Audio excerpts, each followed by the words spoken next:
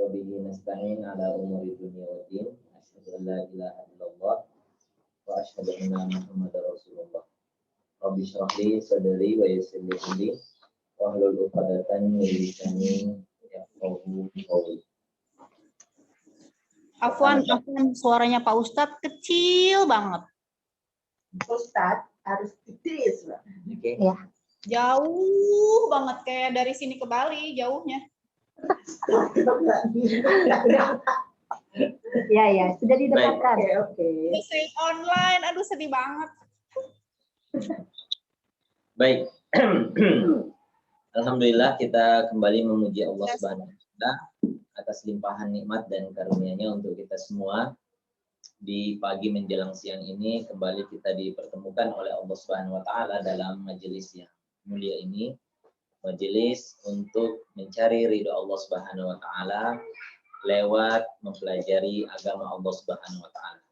Kita semua hadir di sini, baik yang via Zoom maupun yang lain di sini, hadir untuk mengagungkan Allah, membesarkan Allah, untuk mendekatkan diri kita kepadanya, bukan untuk mencari atau mendekatkan diri kita kepada salah seorang di antara kita, bukan untuk mengagungkan salah seorang di antara kita juga, bukan untuk memuliakan salah seorang di antara kita juga, murni untuk memuliakan Allah, mengagungkan Allah. Karena kita tidak bisa mengagungkan dan memuliakan Allah dengan cara yang layak, kecuali kita tahu cara-cara tersebut.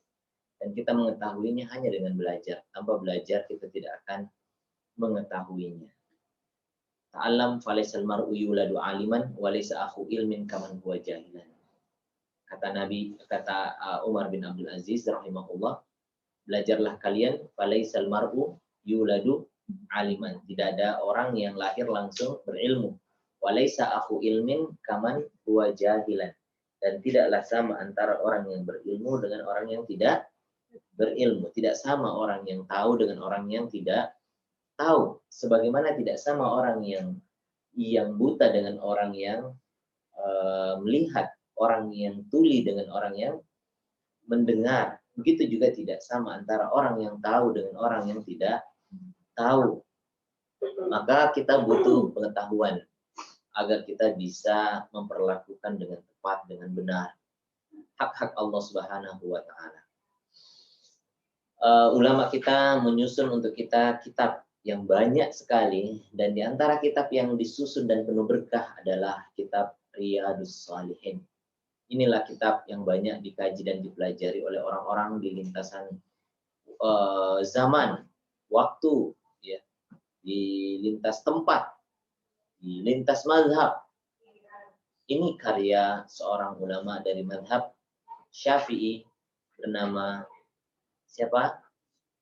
Yahya bin Syaraf. Ya, bernama Yahya. Namanya adalah Yahya, lebih dikenal dengan nama Imam An-Nawawi. Nama aslinya siapa? Yahya bin Syaraf An-Nawawi. Nawawi itu sebenarnya nisbah kepada daerah, ya. Nisbah kepada daerahnya. Nisbah kepada tempat. Waalaikumsalam warahmatullahi wabarakatuh. Masya Allah. Ahlan wa sahlan. Di sini Mbak tadi. Biar nggak dingin Mbak tadi. Baiklah. Sini pojok sini. Iya. Enak aku. Enggak apa-apa Mbak tadi. Santai-santai Mbak. Santai baik. Santai-santai. Itu bukunya. Santai-santai. Jadi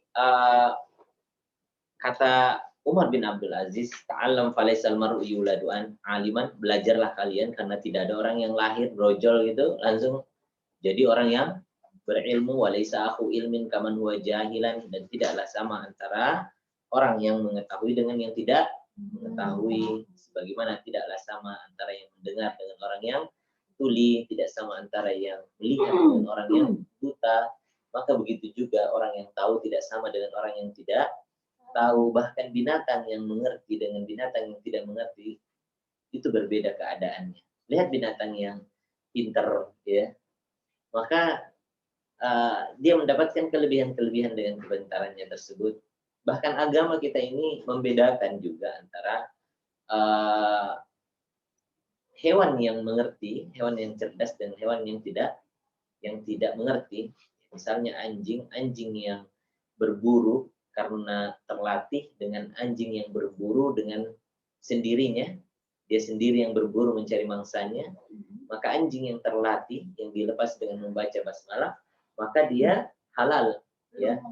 Adapun yang halal buruannya, halal buruannya, sedangkan binatang yang berburu dengan sendirinya maka tidak halal buruannya.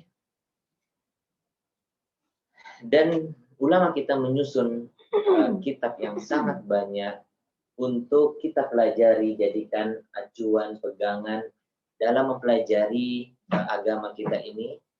Dan di antara kitab atau buku fenomenal yang ditulis oleh ulama kita dan dipelajari dalam lintasan zaman dan waktu dan tempat adalah kitab Riyadhus Shalihin. Riyadhus Shalihin itu jamak dari Raudhah Shalih. Raudhah itu artinya taman, Shalihin artinya orang-orang saleh. Jadi kalau jamaknya Riyadhus Shalihin, taman-tamannya orang-orang saleh. Tapi isi dari buku tamannya orang-orang saleh ini ternyata adalah berisi Al-Quran dan As-Sunnah, hadis-hadis Nabi saja. Tidak ada bercerita tentang bunga-bunga, tidak bercerita tentang sungai-sungai, gemercik-gemercik air, suara-suara binatang yang membuai, tidak ada di dalam cerita itu, dalam buku itu. Tapi buku ini bercerita tentang hadis-hadis Nabi dan juga diawali dengan ayat-ayat Al-Quran. Maka seperti kita kalau ingin menenangkan diri, mengistirahatkan batin kita, ingin merasakan kenyamanan sejenak, maka kita pergi menghibur diri kita di taman-taman.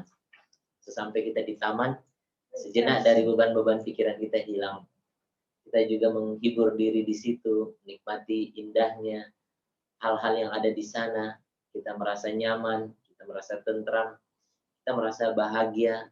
Sumpek-sumpek kita mulai hilang, rasa gelisah, khawatir kita mulai berkurang, dan lain sebagainya menjadi hilang dan berganti dengan kebahagiaan. Ketika kita berada di taman, apalagi kalau tamannya penuh dengan bunga-bunga, penuh dengan hal-hal yang indah, ya, maka kita betapa senangnya di taman tersebut.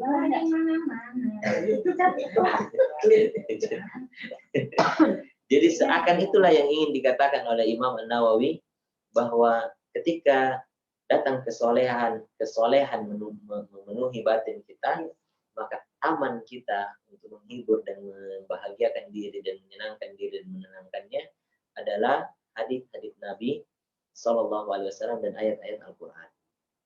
Di sanalah kita beristirahat, menenangkan diri, menghilangkan sumpek, ya, membahagiakan batin di hadis-hadis Nabi kita yang tercinta Muhammad Sallallahu Alaihi Wasallam dan di ayat-ayat Allah Jalla wa Ala.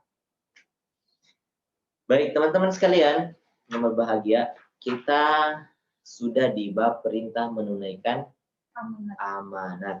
Dan kita sudah mengambil ya ayat-ayatnya kalau nggak salah ya. Kita sudah ambil ayat-ayatnya. Ya, saya ingat kita sudah mengambil ayat-ayatnya. Sekarang 206 ya. 208.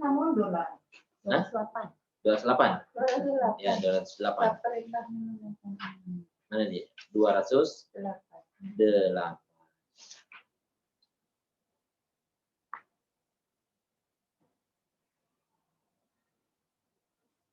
Hadisnya hadis ke berapa? Hadis ke 204. Hadisnya ke hadis yang ke 206. Oh, hadis ke 206. Hadis ke 206. Halaman 208. Halaman 210. Iya, 206. Kalau halaman bab kita halaman kita 208, ya. hadisnya 206. 6. Monggo siapa yang baca? Ini. Iya. Tariknya pas.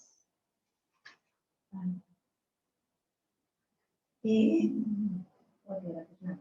Ya. Sampai mana ini? Sampai panjang begini? Ya, yang sudah lama ya lupa. Dari Huzaifah dan Abu Hurairah. Keduanya berkata, Rasulullah bersabda, Allah tabaraka wa ta'ala akan mengumpulkan semua manusia. Maka orang-orang mukmin berdiri hingga surga didekatkan kepada mereka. Mereka mendatangi Nabi Adam lalu berkata, wahai Bapak kami, mohonlah agar surga dibukakan untuk kami. Beliau menjawab, bukankah kalian dikeluarkan dari surga karena kesalahan Bapak kalian ini? Aku bukanlah orang yang berhak untuk itu. Pergilah kepada putraku Ibrahim, kekasih Allah. Maka mereka mendatangi Nabi Ibrahim. Tapi Nabi Ibrahim berkata, aku bukanlah orang yang berhak untuk itu. Aku hanya kekasih Allah dari belakang sekali. Pergilah menuju Musa, orang yang diajak bicara langsung oleh Allah. Mereka pun mendatangi Nabi Musa, tapi Nabi Musa menjawab, aku bukanlah orang yang berhak untuk itu. Pergilah menuju Isa, kalimat Allah dan ruhnya. Nabi Isa juga menjawab, aku bukanlah orang yang berhak untuk itu. Akhirnya mereka mendatangi Nabi Muhammad.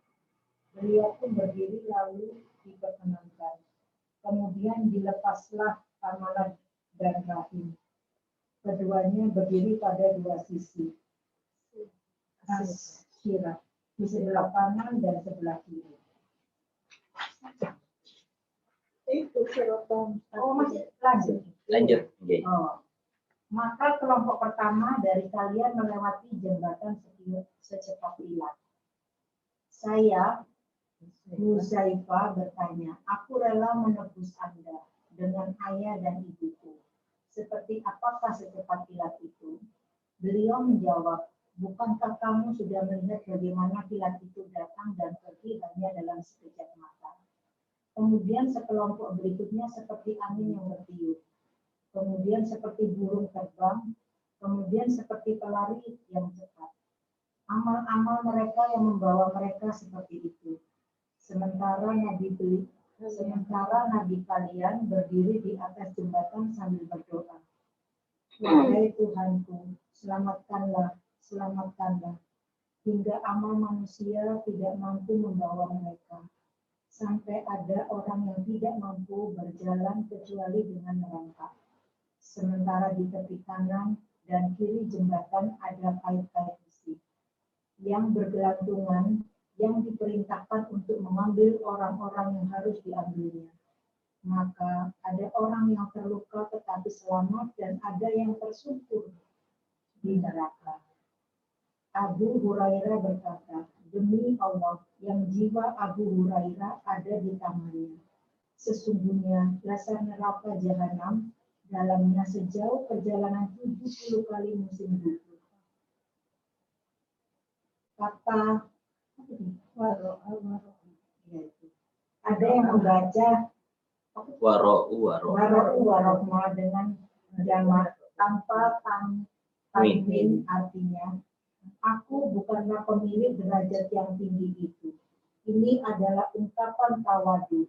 Maknanya telah saya jelaskan panjang lebar dalam syarah Sahih Muslim.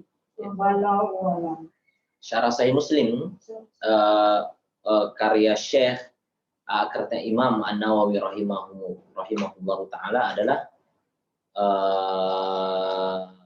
salah satu syarah hadis yang paling terbaik. Sahih Muslim. Baik, kita ambil sedikit pelajaran dari hadis kita ini. Hadis kita ini cukup panjang ya, dan diletakkan oleh Imam An-Nawawi dalam bab perintah menunaikan amanat. Ya, menunaikan amanah. Apa itu amanah? Amanah ini adalah apa yang ditanggungkan kepada kita untuk ditunaikan. Dan amanah adalah salah satu tanda keimanan seseorang. Kalau dia menunaikannya dengan benar. Kalau dia menunaikan dengan baik, maka itu tanda imannya. Nabi SAW bersabda, la imana liman la amanatalah. Tidak ada iman bagi orang yang tidak punya amanah. Tidak punya amanah. Apa maksudnya tidak punya amanah? Tidak menunaikan amanahnya. Dianggap tidak beriman, dan kata-kata tidak beriman di situ bukan berarti maksudnya dia bukan orang muslim, tapi dinafikan keimanannya, menunjukkan bahwa khianat amanah, ya ingkar amanah, itu bentuk dosa di antara dosa-dosa besar. Kira-kira apa tuh amanah? Nah, teman-teman punya amanah enggak? Enggak, tadi punya amanah. Dipercaya. Ya, kepercayaan untuk kita tunaikan. Ya. Ya. Kalau tadi apa amanah? Amanah saya kan karena suami sudah masuk Islam, jadi harus saya membawa beliau ke jalan Yang lebih baik. belajar, mengerti tentang agama tersebut, gitu, menjalankan gitu loh yang bisa dikerjakan. Makanya selama ini saya juga masih kurang, gitu. Jadi amalnya belum. Belum ditunaikan dengan baik berarti ya? Iya,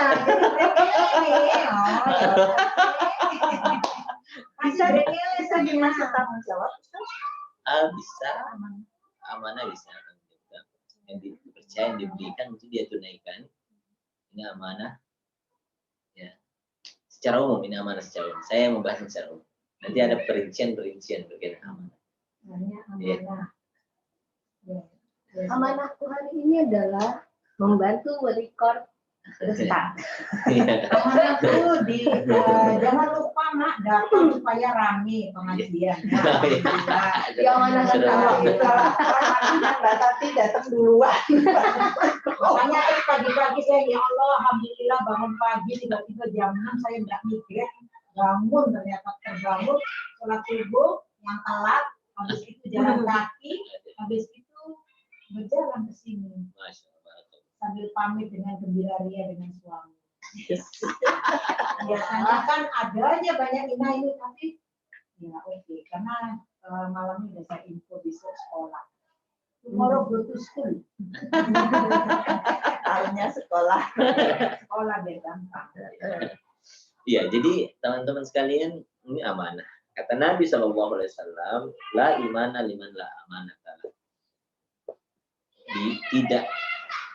Tidak dianggap beriman orang yang tidak menunaikan amanahnya. Itu menunjukkan besarnya perintah menunaikan amanah dan tidak menunaikannya tanpa alasan syar'i, maka bentuk pengkhianatan. Dan pengkhianatan ini dilarang oleh Nabi SAW. Makanya disebutkan tidak ada imannya orang yang tidak amanah. Itu menunjukkan orang yang beriman hendaknya memperhatikan amanahnya. Nah, Nabi SAW inilah bab amanah. Nah, Imam An-Nawawi mencantumkan hadis ini dalam bab amanah. Kira-kira di mana sisinya gitu ya? Kenapa beliau mencantumkan? Kalau kita dengar tadi kisahnya itu seperti kisah saja, lalu di mana hubungannya dengan bab amanah? Nanti kita akan urai. Teman-teman sekalian yang berbahagia, kita mulai dulu dengan membaca kembali terjemahan hadis ini, lalu kita ambil pelajarannya pelan-pelan, sedikit demi sedikit. Dari Hudzaifah dan Abu Hurairah radhiyallahu anhu, keduanya berkata Rasulullah bersabda. Jadi dua orang sahabat meriwayatkan hadis ini. Satu Hudzaifah, yang kedua adalah Abu Hurairah. Siapa itu Hudzaifah? Hudzaifah itu adalah salah seorang sahabat Nabi yang ternama, yang utama. Beliau punya kedudukan istimewa di sisi Nabi. Kenapa? Karena dialah orang yang dipercaya oleh Nabi memegang amanah. Nama-nama orang munafik di kota Madinah. Makanya dia disebut sebagai pemegang rahasianya Nabi, penyimpan rahasianya Nabi. Inilah Hudzaifah, ya, orang yang amat dipercaya oleh Nabi dalam hal tertentu, yakni khususnya dalam hal nama-nama orang yang munafik di kota Madinah. Kata beliau berdua, Allah Tabaraka wa Ta'ala akan mengumpulkan semua manusia. Mengumpulkan ini di mana? Di padang mahsyar. Ya. Di padang mahsyar. Yang dimaksud di sini mengumpulkan manusia di padang mahsyar. Bagaimana keadaan padang mahsyar itu? Jadi ini kan dunia ini sekarang sedang berjalan begini. Akan datang masa bumi ini hancur. Bagaimana proses bumi hancur ini? Itu disebutkan dalam hadits-hadits yang lain. Diawali dulu dengan turunnya Nabi Isa, terjadinya perang akhir zaman, kemudian setelah itu bumi berguncang, gunung-gunung tercabut dari tempatnya. Karena gunung itu disebutkan dalam Al-Quran dia itu seperti pasak. Iya, jadi kalau misalnya ya kayak paku-paku ini biar enggak goyang nih, ini dipaku di situ ya, kayak ada bor-bornya di situ itu supaya dia enggak goyang. Bumi ini itu kalau kita lihat rumah kayu yang besar kan ada pasak-pasaknya. Biasanya juga enggak pakai paku, dia juga pasak ini kayu-kayu sendiri. Untuk apa? Agar dia itu kokoh itu. Allah menyebutkan gunung di dalam Al-Quran itu sebagai apa? Pasak bagi bumi. Jadi bumi itu dikuatkan dengan gunung-gunung. Makanya kita lihat itu gunung itu tinggi menjulang, tapi di bawahnya juga kokoh. Nah ini gunung kalau meletus, mengguncang bumi. Bergoncang bumi. Nah akhir zaman nanti, ketika Allah akan menghancurkan alam semesta ini, Allah Subhanahu Wa Taala menyebutnya dengan apa? Diguncangkan bumi itu dengan dicabutnya gunung-gunung tersebut. Jadi gunung-gunung ini dicabut, bumi ini berguncang, langit pecah. Yang disebutkan dalam Al-Quran ya, langit itu pecah. Inilah hari kiamat. Setelah itu bergantilah keadaan. Apa keadaan yang berganti? Allah bangkitkan kembali manusia tadi. Dibangkitkannya dalam keadaan apa? Dalam keadaan telanjang bulat, tidak beralas kaki, tidak dalam keadaan disunat. Disebut dalam hadis Nabi bagi mereka kembali seperti semula, tapi mereka bangkit dalam keadaan berbeda-beda antara satu dengan yang lain. Tergantung amal ibadahnya. Jadi bisa jadi sama matinya, beda bangkitnya. Sama matinya, beda bangkitnya. Makanya nilai seorang itu tidak dilihat begitu saja. Misalnya sama-sama mati banjir. Misalnya sama-sama mati dalam keadaan banjir, tapi nanti berbeda bangkitnya. Jadi perbedaan nanti diperbedakan ketika dia dibangkitkan, tergantung nanti dengan amalnya. Nah, ketika dia dibangkitkan, kemudian orang-orang ini bangkit dari matinya, dan itu tumbuh dari apanya? Tulang ekornya, ya. Karena jadi tulang ekor kita ini yang abadi, ini tulang ekor kita. Keluar ekor, Mbak. Ya, tulang ekor kita itu tetap terjaga. Nanti Allah menumbuhkan kembali, ibaratnya dia manusia ini tumbuh kembali dari tulang ekor. Pantes kan kalau terjaga tulang ekor berantakan itu ya kehidupan seperti selesai. Selesai ya. Apa itu Ustaz, tulang ekor itu? Nama apa? Puasnya ya. Nama Tuan sulbi, ya. Ya. Bisa tuan sulbi juga disebut dengan ekor ini disebut sulbi. Makanya itu penjagaan kita itu berasal kok anunya dari situ nanti. Makanya jaga baik-baik tulang ekor kita.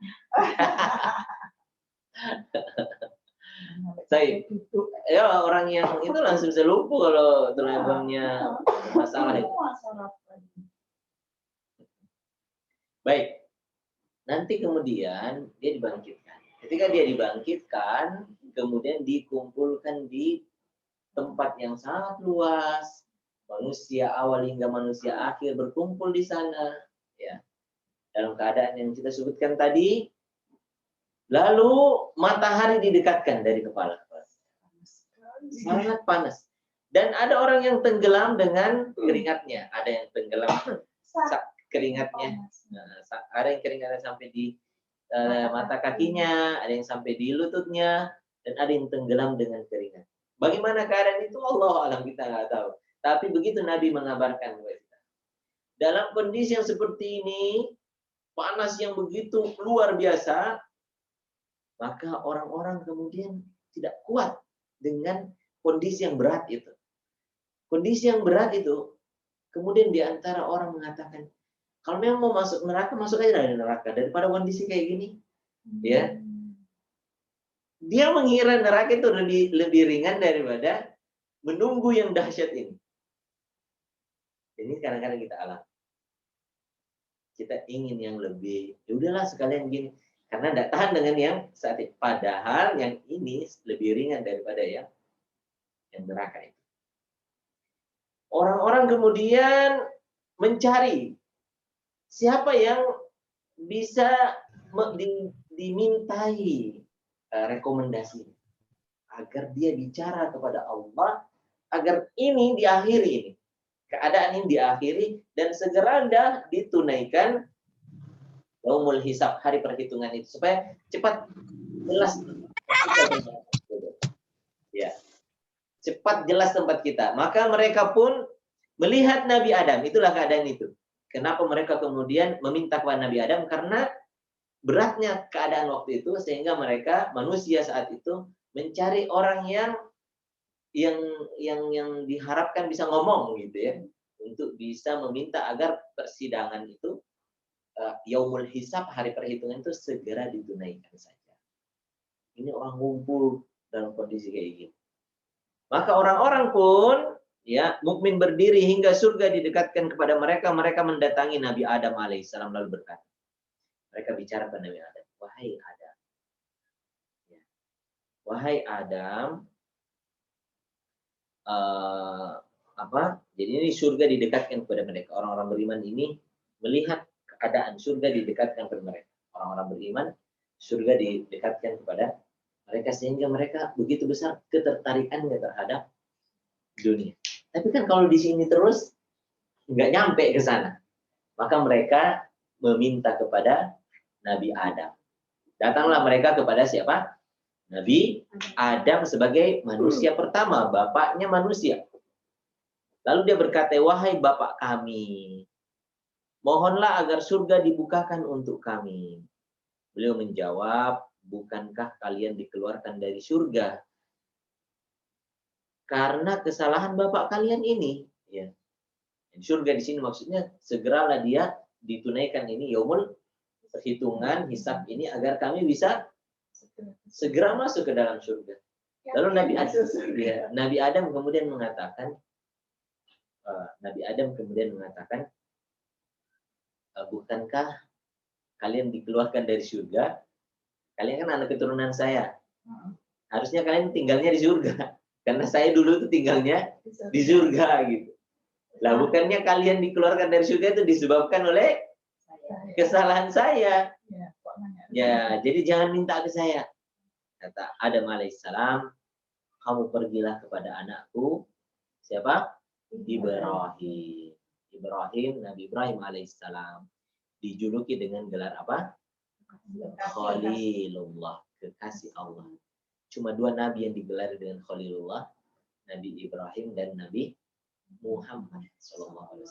Digelari dengan Khalilullah, kekasih Allah Subhanahu wa Ta'ala. Kalian pergilah kepada siapa? Kepada Ibrahim alaihissalam. Ya. Maka mereka mendatangi Nabi Ibrahim alaihissalam. Tapi Nabi Ibrahim berkata, aku bukanlah orang yang berhak untuk itu. Ungkapan aku bukanlah orang yang berhak di sini adalah bentuk ketawaduan. Bentuk apa? Tawadunya. Sebenarnya mereka semua berhak untuk itu. Tapi mereka bersikap tawadhu, merasa kurang pantas untuk. Merasa kurang pantas. Itu sebenarnya kerendahan hati. Bukan mereka memang tidak pantas, tapi ada sifat rendah hati. Aku bukanlah orang yang berhak itu, aku hanya kekasih Allah dari belakang. Ya, saya memang kekasih Allah, tapi kekasih Allah dari belakang. Ya. Belakang sekali. Pergilah menuju Musa. Musa alaihi salam. Orang yang diajak bicara langsung oleh Allah. Kalimullah. Apa gelaran Nabi Musa? Kalimullah. Apa tuh kalimullah? Kalimullah. Orang yang dibicarai langsung. Jadi Allah bicara langsung kepada. Bertatap muka. Bicara langsung itu dengan suara. Tapi tidak dengan tatap muka. Yang lucunya ada tuh malaikat Jibril ya. Kalau wujud langsung. Tapi wujud Allah secara langsung nggak dilihat oleh manusia. Satu-satunya keadaan manusia akan melihat Allah secara langsung saat tirai dibuka ketika di dalam surga. Ya. Allah berfirman, wujuhu yawma idzin nadirah ila rabbiha nadirah. Wajah mereka berseri-seri. Bahagia sumringah. Ketika disingkapnya tirai, ila rabbiha nadirah. Mereka melihat secara langsung kepada Rabbnya, Allah SWT. Nah, itu keadaan. Itu keadaan. Nah, akan tetapi Nabi Musa ditemani berbicara oleh Allah di Bukit Tur Zina, tapi tidak melihat. Hanya pembicaraan, hanya mendengar. Lalu Musa meminta, ya Allah, minta tampakkan dirimu. Ya, saya ingin melihatnya. Lalu Allah mengatakan kepadanya, kamu tidak akan sanggup. Kamu tidak akan sanggup. Tapi dia tetap ingin. Lalu Musa diperintahkan menatap kepada gunung. Kamu lihatlah nanti, kamu lihat saya, lihat ke gunung. Kamu lihat saya di situ. Ya. Saya akan munculkan diri saya di situ. Ketika Musa melihat ke gunung, gunung hancur. Hanya ingin dijelaskan bahwa kalian tidak akan mampu. Ya, bukan. Tidak ada kekuatan manusia. Kira-kira kalau Mbak Tati diminta masuk ke dalam ruangan, yang ruangan itu untuk meleburkan emas, sanggup nggak?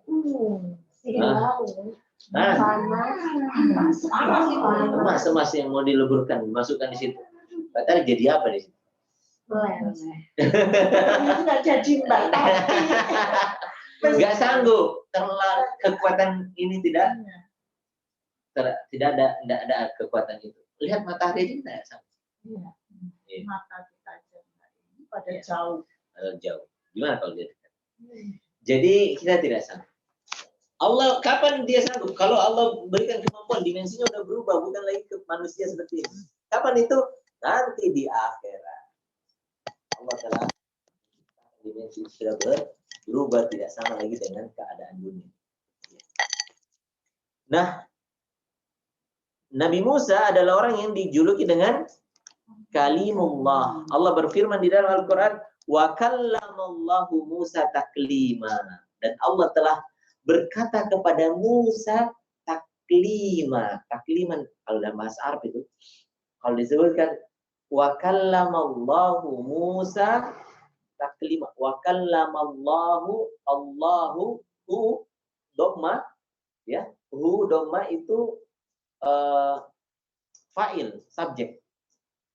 Wa kallamallahu, dan Allah berbicara. Dia Allah fa'il di situ karena pakai dhamma, ya, marfu'un bid dhamma. Dirafa dengan dhamma. Di situ Allah menyatakan dirinya lah yang berbicara kepada Musa. Kalau Musa yang bicara kepada Allah, gak ada istimewanya, nggak perlulah istilahnya disebutkan ayat itu bahwa Musa bicara. Itu semua nabi juga mungkin berbicara tanpa dibalas pembicaraannya. Nggak ada istimewanya kalau cuma begitu. Maka datang ayat itu, wa kallamallahu Musa, dan bukan wa kallamallaha. Wa kallamallaha. Kalau ha, fathah, berarti menunjukkan objek. Dalam bahasa Arab itu objek. Kalau fathah itu fungsinya menunjukkan objek. Tapi kalau dhamma itu fa'il, subjek.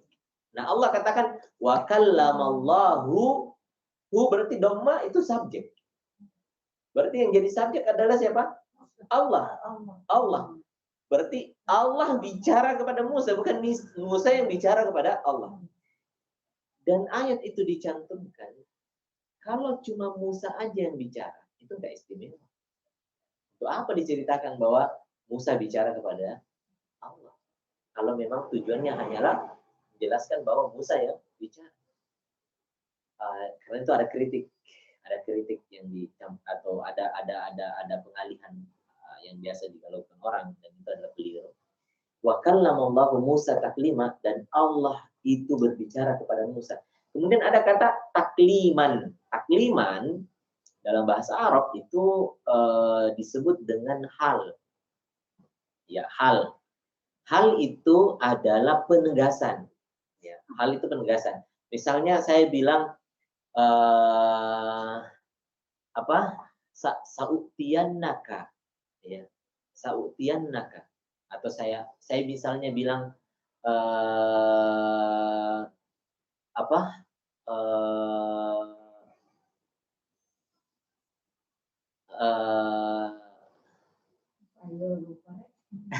ini misalnya ya,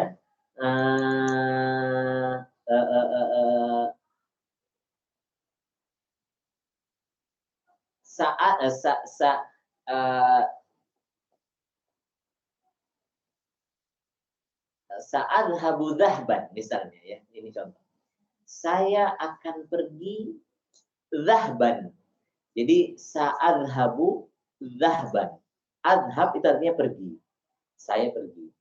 Sin menunjukkan akan. Sa'adhabu, saya akan pergi. Tapi kalau ditambah lagi, kalau dalam bahasa Arab itu dhahban itu artinya menunjukkan keadaan. Ya. Itu adalah masdar. Masdar itu menunjukkan keadaan, sebuah keadaan yang akan terjadi. Yang akan terjadi itu menggunakan masdar dalam bahasa Arab. Masdar itu predikat. Ya. Sa'adhabu dhahban.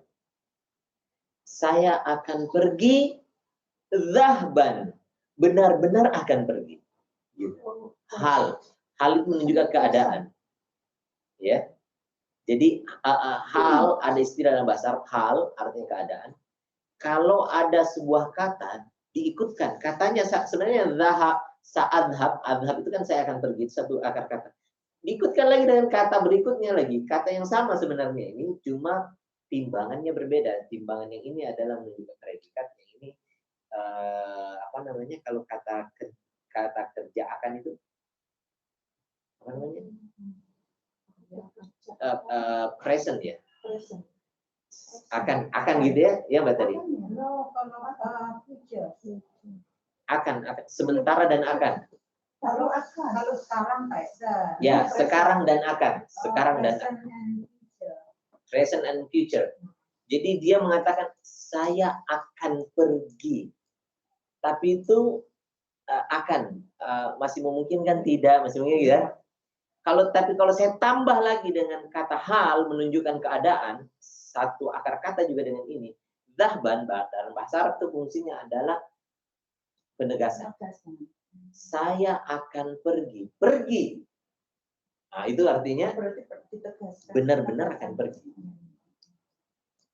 Allah katakan wa kallamallahu Musa taklima. Kallama dan taklima itu satu akar kata. Dan Musa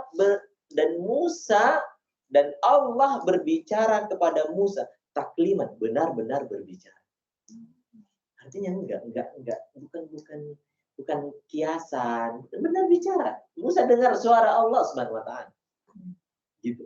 Bukan kiasan, bukan cuma menunjukkan keseriusan, bukan kiasan dia. Bukan majasi. Dia hakiki.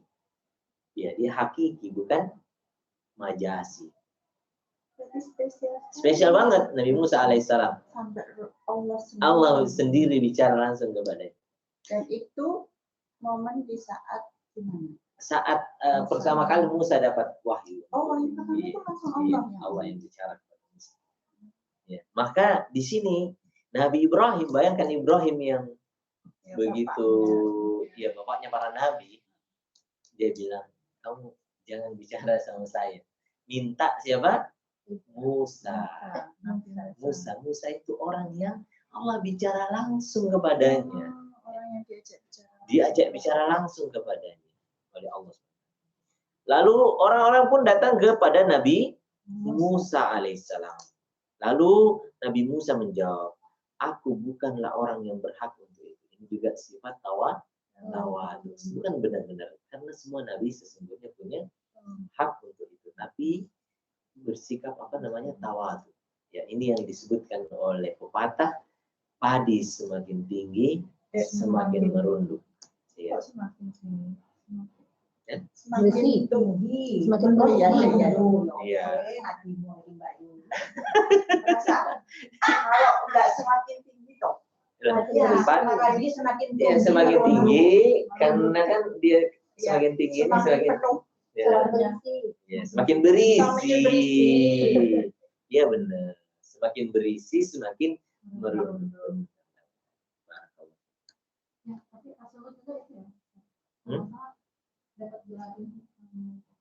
Kalimullah, berbicara langsung kepada Allah.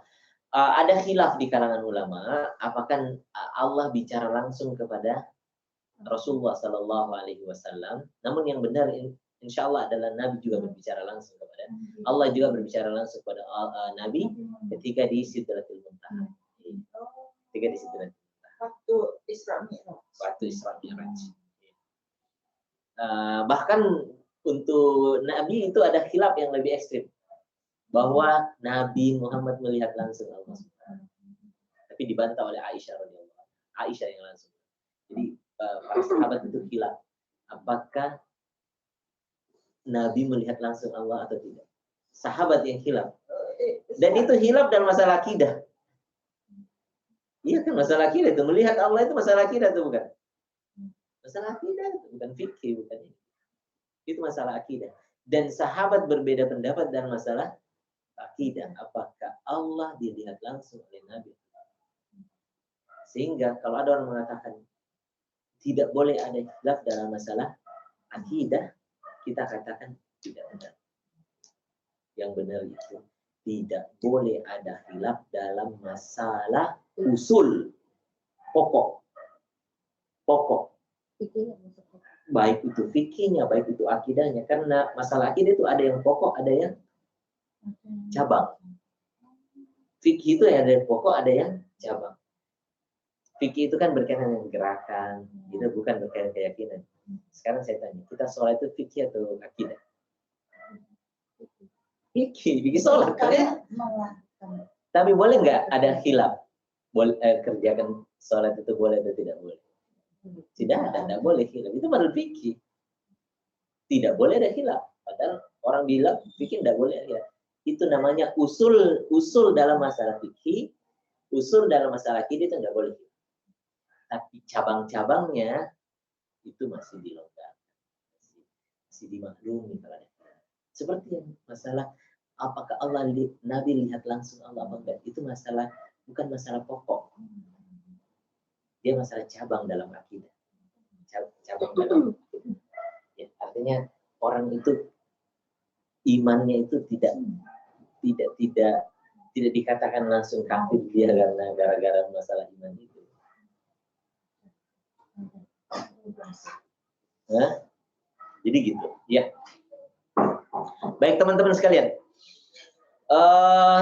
Akhirnya Nabi Musa alaihissalam mengatakan tidak, ya, saya ini tidak berhak untuk itu. Lalu beliau mengatakan, memerintahkan untuk pergilah kepada Nabi Muhammad Nabi Isa alaihissalam. Kenapa? Karena Nabi Isa itu adalah kalimat dan ruhnya, ya, kalimat Allah dan ruhnya. Apa maksudnya kalimat Allah? Yakni Allah Subhanahu wa taala menciptakannya dengan kalimatnya. Kun. Kun. Ya, sama seperti Nabi Adam diciptakan dengan kun fayakun, begitu juga Nabi Isa alaihissalam diciptakan dengan kun. Kun fayakun. Kun artinya jadilah. Fa artinya maka. Kun lagi adalah jadilah. Jadi kun fa yakun. Jadilah, akhirnya jadilah dia. Kun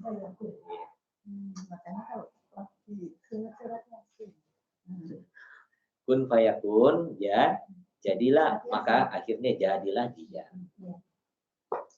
Baik teman-teman sekalian, Nabi Isa alaihissalam kemudian diminta juga, tapi Nabi Isa mengatakan pergilah kepada siapa?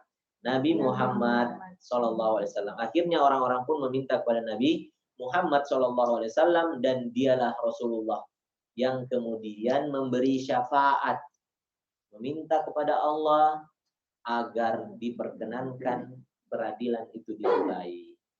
Maka dimulailah peradilan tersebut dan mulailah berjalan peradilan tersebut. Nah, inilah yang disebut dengan syafaatul kubra, syafaat besar. Bahwa Nabi itu adalah pemberi syafaat. Mulai dari syafaat kubro, syafaat besar. Yang dimaksud syafaat kubro adalah syafaat untuk ditegakkannya peradilan di yaumil hisab nanti pada masyarakat. Nah, teman-teman sekalian, akhirnya beliau pun berdiri, lalu kemudian diperkenankanlah beliau untuk meminta kepada Allah agar tegakkan peradilan. Kemudian dilepaslah amanah dan rahim. Ya, dilepaskanlah amanah dan rahim. Nah, sejak saat itu ya dilepaskanlah amanah dan rahim. Nah, teman-teman, inilah adanya kata amanah itu, ya, sehingga dicantumkan ini di dalam hadis ini. Dilepaskan amanah dan rahim. Artinya apa? Sejak saat itu tidak ada lagi orang yang punya tidak ada orang yang punya hubungan dengan Nabi Shallallahu Alaihi Wasallam. Tidak ada yang punya hubungan dengan Nabi Shallallahu Alaihi Wasallam. Inilah di antara makna ketika Nabi mengatakan wahai Aisyah, wahai Fatimah, wahai dia panggil anaknya, keluarganya, saya tidak bisa menolong kalian pada hari kiamat. Ya. Saya ini nggak bisa menolong kalian, perbaiki diri kalian sendiri. Karena saya tidak bisa menolong kalian pada hari kiamat. Kalian akan bertanggung jawab sesuai dengan diri kalian sendiri. Ya, saya tidak bisa menolongnya. Maka saya pengen menolong kalian, tapi bantu saya dengan kalian berbuat baik. Ya, kalian berbuat baik. Itu sebabnya kenapa Nabi sendiri juga mengatakan, laukanat Fatimah bintu Muhammad.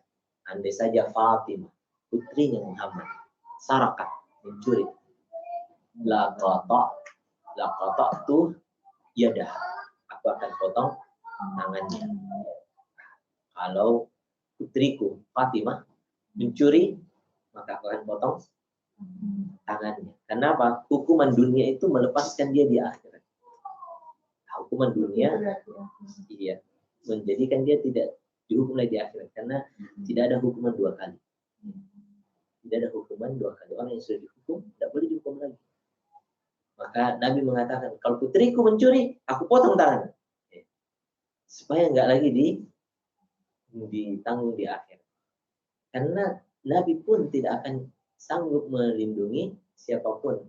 Semuanya dilepaskan. Orang yang punya hubungan rahim dengannya, itu dilepaskan dari Nabi Shallallahu Alaihi Wasallam. Orang yang diamanah kepadanya, dibebankan kepadanya, tidak lagi bisa ditanggung. Masing-masing orang sudah menanggung dirinya sendiri. Termasuk kepala keluarga, suami yang harus menanggung anak-anaknya masing-masing bertanggung jawab kepada dirinya sendiri. Ya. Dilepaskan rahim itu maksudnya dilepaskan ikatan. Dilepaskan ikatan. Ikatannya. Ya, tidak lagi orang saling. Inilah saatnya bertanggung jawab dengan dirinya sendiri. Seorang akan diadili dengan dirinya sendiri. Itu peradilan yang tidak ada. Kalau kita peradilan di dunia ini masih ada yang bisa membantu kita, keluarga kita. Peradilan di sana nggak ada. Apalagi kalau keluarga kita keluarga besar, punya duit, punya kekuatan, punya power, punya hubungan relasi yang kuat, udah jalan mulus itu. Anaknya ada di itu tanggung jawab dosa juga kok bapaknya suaminya itu untuk dirinya sendiri apa dia nanti ketika itu diadili juga. Jadi orang itu tidak menanggung dosanya orang lain. Apa maksud dalam ayat kan disebutkannya ya wala taziru waziratu wizra ukhra, dan seseorang tidak menanggung dosanya orang lain. Terus apa maksud dari ungkapan bahwasanya seorang ayah akan menanggung dosanya anak perempuannya, atau dosa anaknya, dosa istrinya kalau dia berbuat dosa? Jawabannya karena amanah. Ayah itu kan diamanahi memimpin istri dan anak-anaknya. Kalau dia membimbingnya, sudah menunaikan amanahnya, dia sudah bimbing, dia sudah jadi, tapi anaknya enggan, maka dia sudah terlepas. Dia sudah terlepas.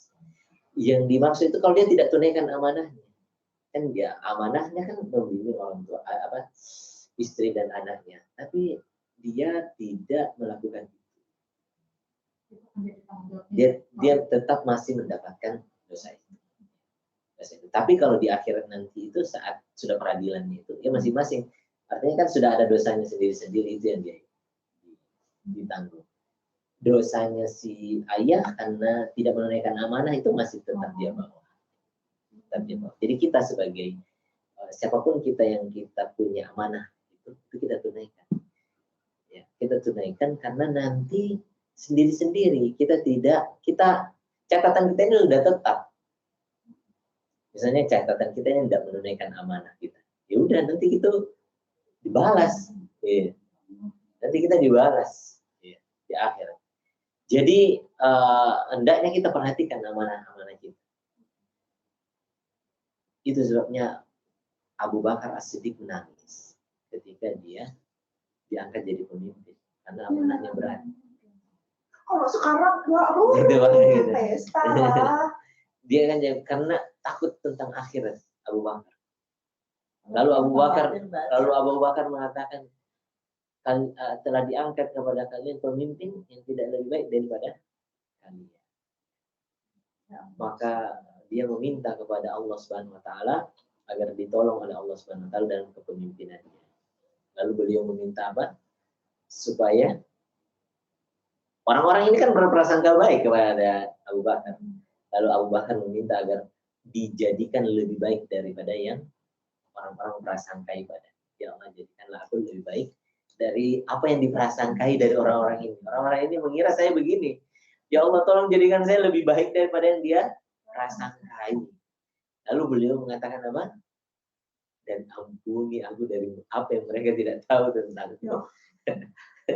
Ampuni aku dari apa yang mereka tidak tahu tentang kekurangan. Karena kita ini banyak hal yang kita mungkin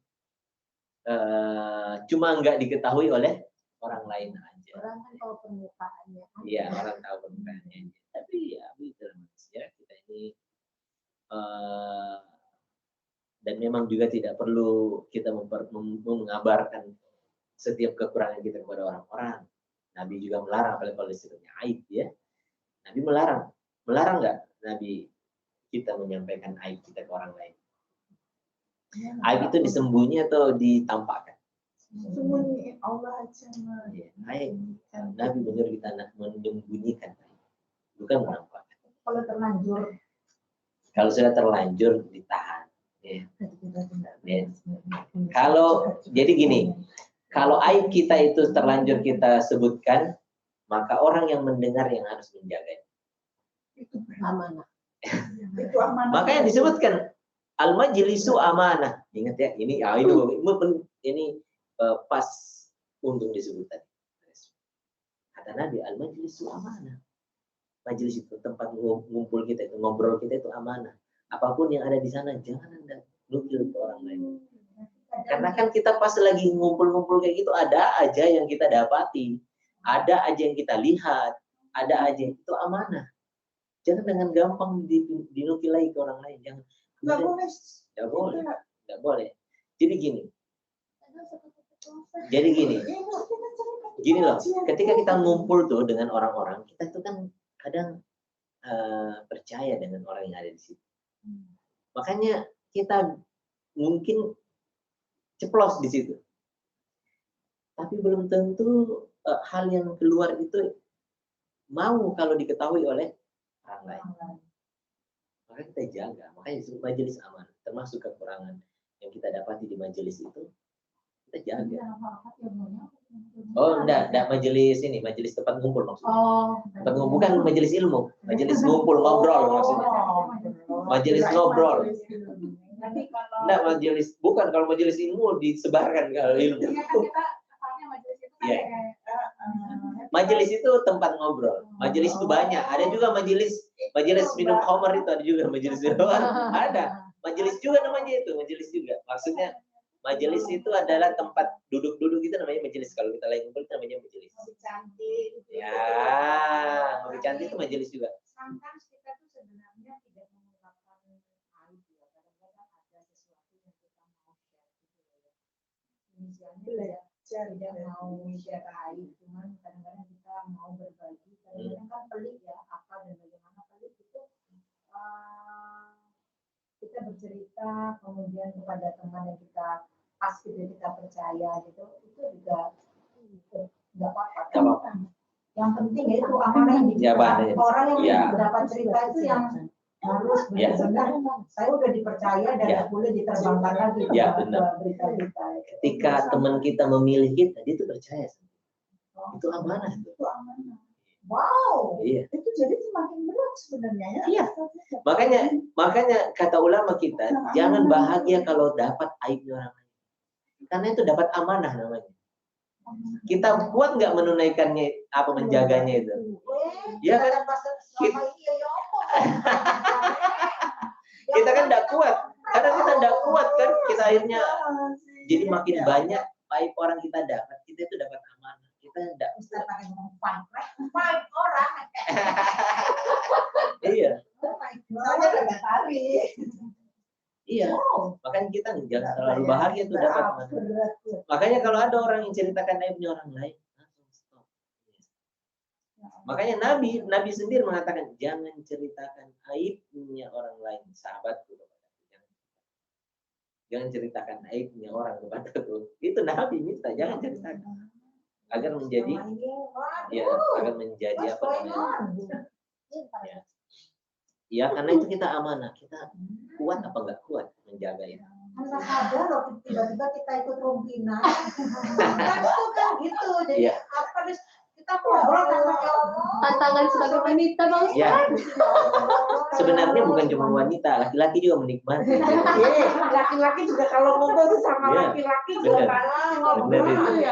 Ya, benar itu. Cuma kan cuma lebih kelihatan perempuan karena kalau laki-laki lebih tertutup dia. Mendengar lalu menutup. Tertutup itu yang bahaya loh Ustaz dibicarakan. Siapa sih Ustaz kandung ini? Istighfar. Oke. Baik, kita kembali ke sini ya. Kemudian keduanya berdiri pada dua sisi. Kemudian dilepaskan amanah dan rahim. Lalu keduanya berdiri pada kedua sisi as-sirat.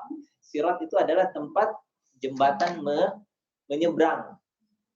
Jadi keadaan akhirat itu nanti ada ada beberapa tingkatan perjalanan ya di akhirat. Perjalanan akhirat pertama ya kalau kita masih hidup, setelah itu kita meninggal. Namanya apa? Kita meninggal. Alam barzakh. Alam barzakh. Alam bawah sadar.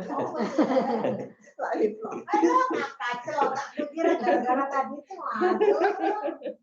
so many please buat orang bisa jadi lapisan nih. Waduh, semalam aja tiba. Tiba terus-terusannya everyday. Tiap hari ini baik jadi tiba itu ya. Bicarakan alam barzah. Nikmat ya Mbak ya. Nikmat juga itu kalau gibah itu ada nikmatnya. Nikmat sekali.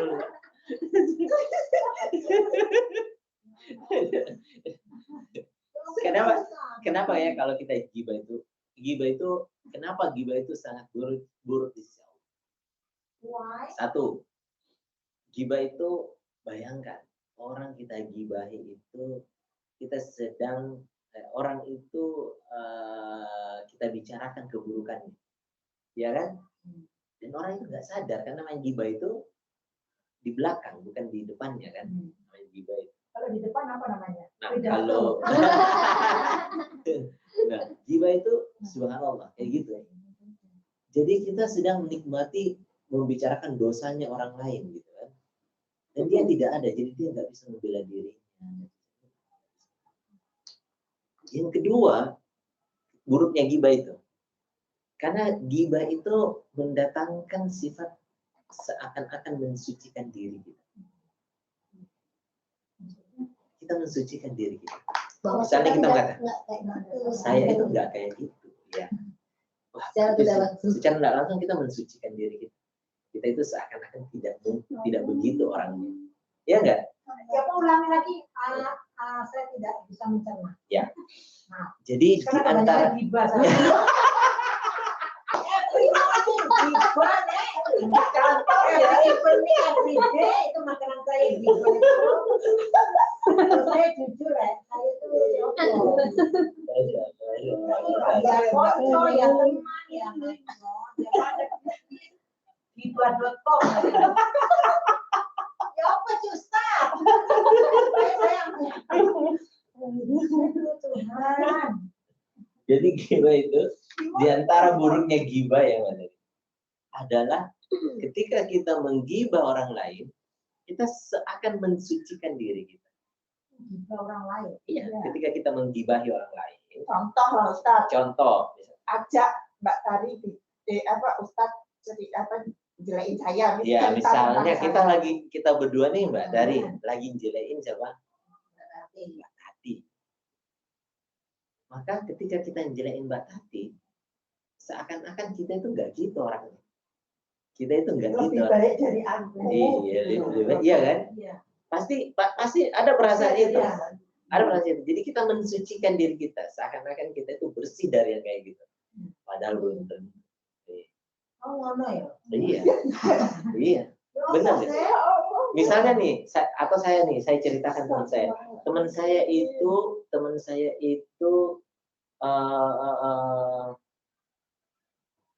apa ya?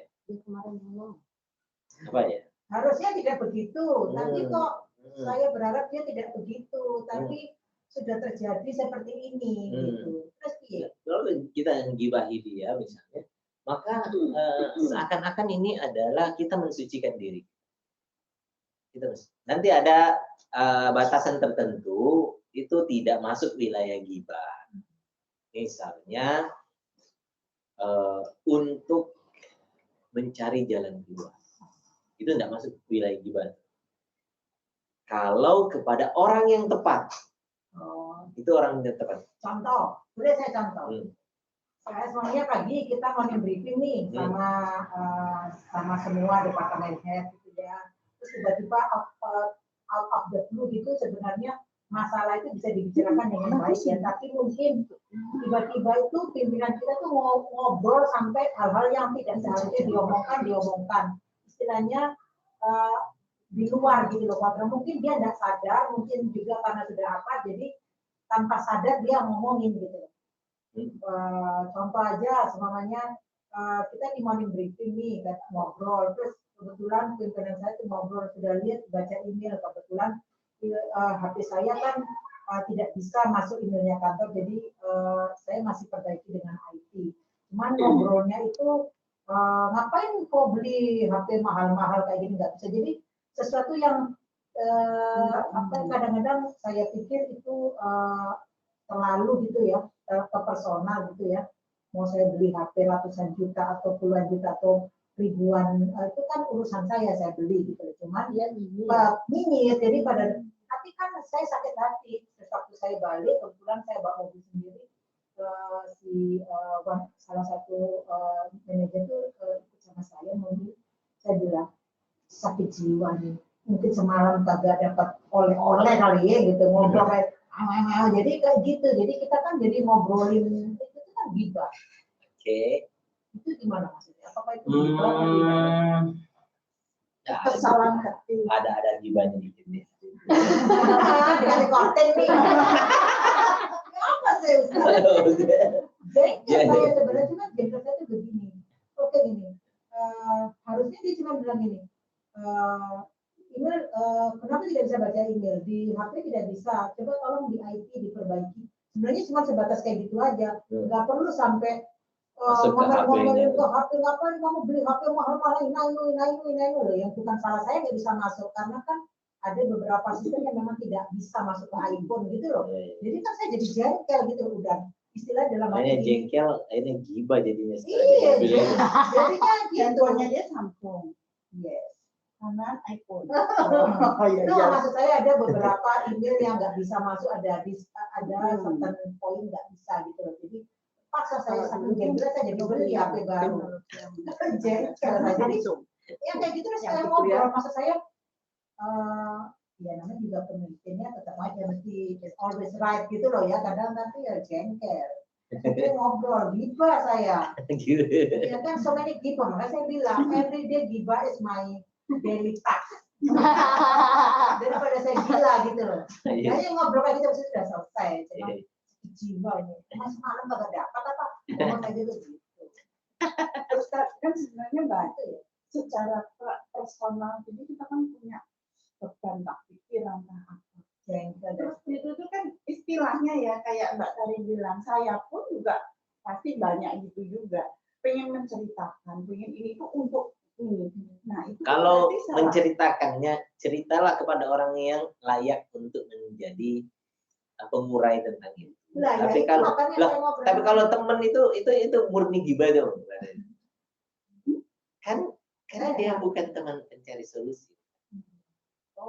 Jadi misalnya yang mencari solusi, kita misalnya, ini contoh aja, datang Hindun kepada Nabi. Ya Rasulullah, suami saya pelit. Itu gibah kan, menjelekkan orang kan gitu. Iya kan? Suami saya pelit. Yang dijelekkan suaminya lagi.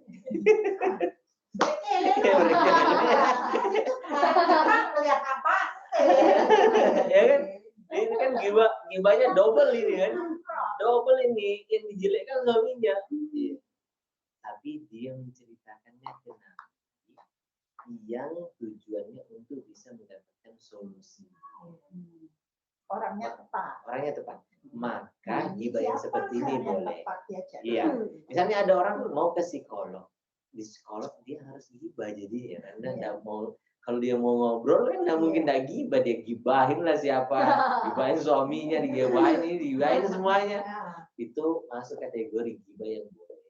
Karena orang yang pas, nggak mungkin kita menyembunyikan kepada dia. Ya apa artinya kita datang ke dia kalau? Iya. Oh berarti kalau gitu saya gibahin saya. Bro, ngomong yang benar dong. Pikir gue ini apaan ya? Gue beli nih, gue beli lo, gak perlu lo, gue beli juga ya. Gue yang belinya, lo juga gue beli nih, tahu nih. Tidak semua kita bicara sama orang itu butuh solusi. Nah, kalau dia masuk ke wilayah gibah, tetap terlarang. Tetap terlarang. Padahal aku ngomong sama HRD loh. Terus gimana maksud dari ini? Sudah, ya udah solusinya daripada HP saya putar-putar berantakan semua. Masa saya sebenarnya saya sudah mempunyai solusi, which is saya harus beli HP yang Samsung itu atau yang murah-meriah mencret supaya kadang sistem biar connect. Murah-meriah mencret. Sudah kayak jengkel kan? Ada kejengkelan. Next time mengenai, bro, ngomong yang benar dong. Bisa ya GMD gitu ya bisa.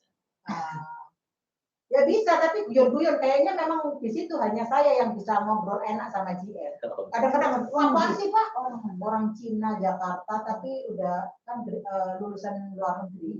Cuman tidak semua departemen head itu bisa akrab kayak gitu sama JR. Jadi kadang-kadang tuh bilang gini, kalau meeting nggak ada Mak Kari nih suasana tegang. Jadi Mak Kari pada sebenarnya sering dibully, cuman ya menter aja.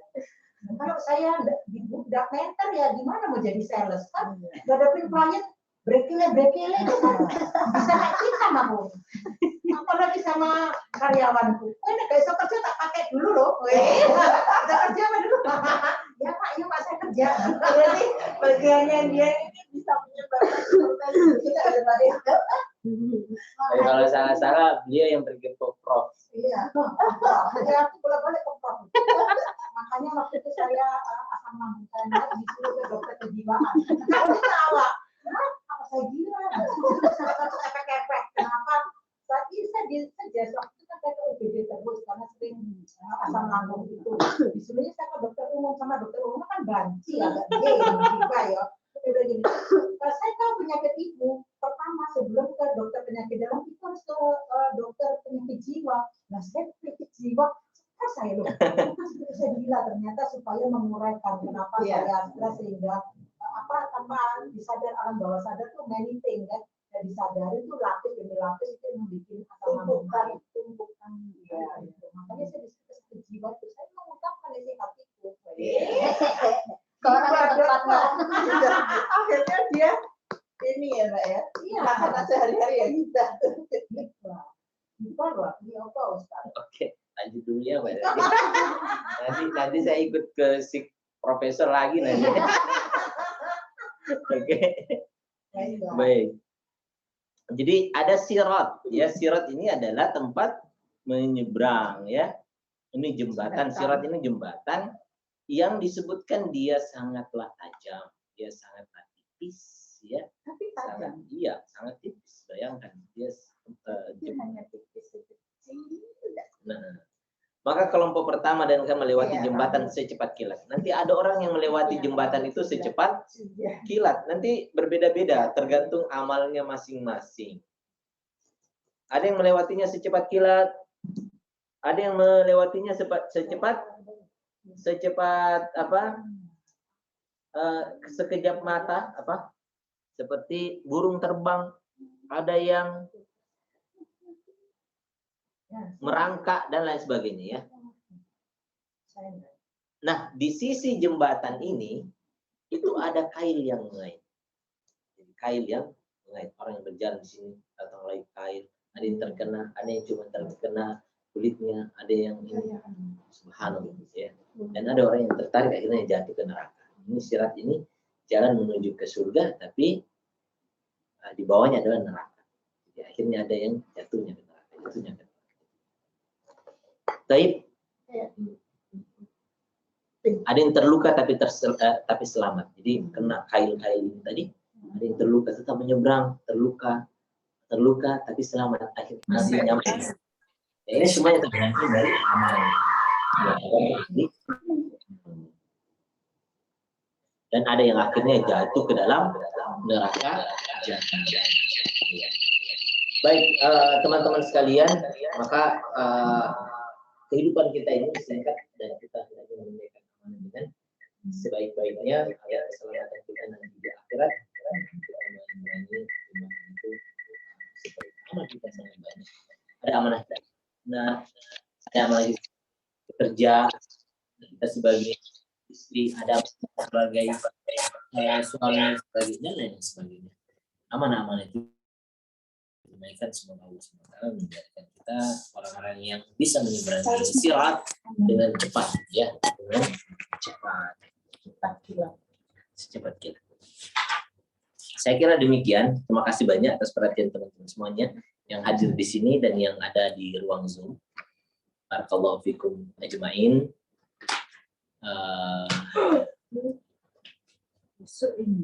Kita ketemu lagi pekan depan insyaallah ta'ala. Ada pertanyaan? Sudah tadi langsung. Sudah dijawab ya. Teman-teman yang di Zoom ada pertanyaan? Ada siapa lagi? Enggak, Pak Ustadz. Mbak Nia mau nanya. Mbak Nia, silahkan Mbak Nia. Ya, Pak Ustadz, saya nggak nanya. Tadi udah dengar penjelasan itu sampai ya. pertanyaan. Apaan, Pak Baik. Ustadz? Kafaratul majelis ya. Subhanakallahumma bihamdika asyhadu an la ilaha illa anta astaghfiruka wa atubu ilaik. Walhamdulillahirabbil alamin. Wassalamualaikum warahmatullahi wabarakatuh. Waalaikumsalam warahmatullahi wabarakatuh. Ya teman-teman. Minum Ustaz. Terima kasih, Ya. Pak Ustadz. Assalamualaikum. Waalaikumsalam warahmatullahi wabarakatuh. Aduh, kaki saya puasa ya nggak bisa.